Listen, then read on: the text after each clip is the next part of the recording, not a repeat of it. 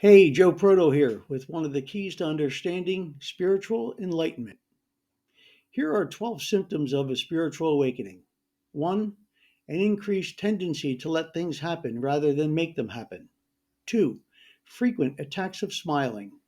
3. Feelings of being connected with others and nature. 4. Frequent overwhelming episodes of appreciation. 5.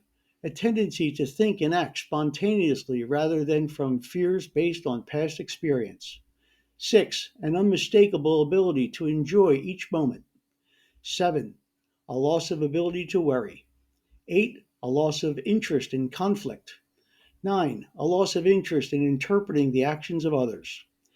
10. A loss of interest in judging others.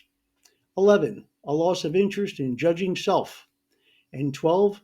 Gaining the ability to love without expecting anything in return. Remember, the journey of spiritual enlightenment is a journey of self discovery. It's about finding your true self and living your true purpose. Take a moment and check for spiritual symptoms. The more symptoms you have, the better you'll feel. Enjoy the day.